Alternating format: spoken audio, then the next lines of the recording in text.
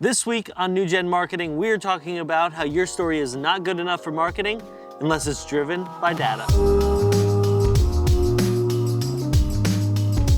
Back in 2016, Spotify launched Spotify Wrapped.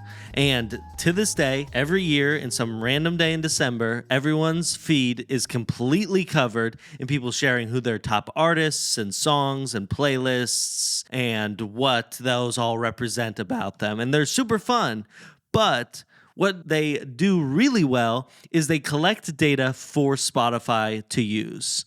Spotify is collecting all this data not because they want to share some fun animated thing, but because they want to know what things you like so they can market things that you like. Have you ever gotten an ad on Facebook or YouTube or anywhere online and thought, oh, this is actually something really good. This is something I actually want to buy?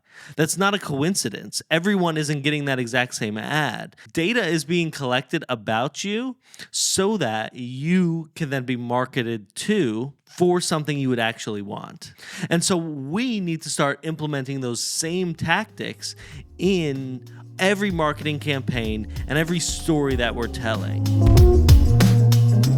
So data-driven storytelling can allow you to do two things. One, collecting that data and then changing what your services or products are for your audience. So knowing what your audience wants or needs or desires. What do you desire more than anything else in this life? Allows you to affect what services and content you're offering to them.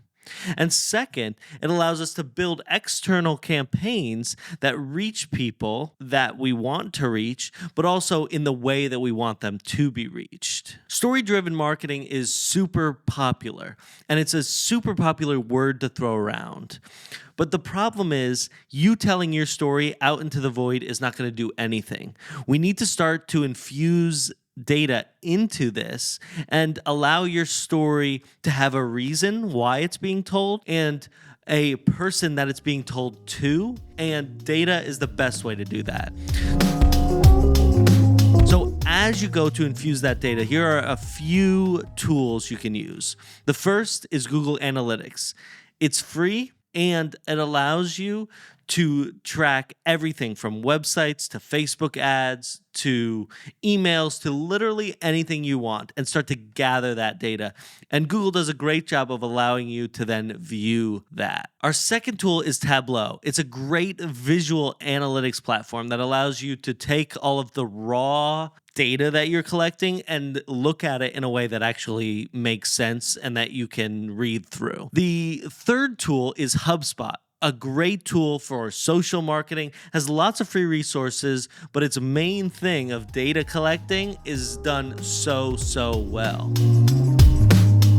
If you're not ready to spend money on anything else or to infuse a new program into what you do, most programs that you're already using have analytics of some kind. Start to get familiar with those. YouTube has great analytics. Instagram and Facebook have great analytics. TikTok has great analytics. Start to look through those. Figure out what they're saying, what they tell you about the content you're creating or the value that you're sharing, and start to use those right away.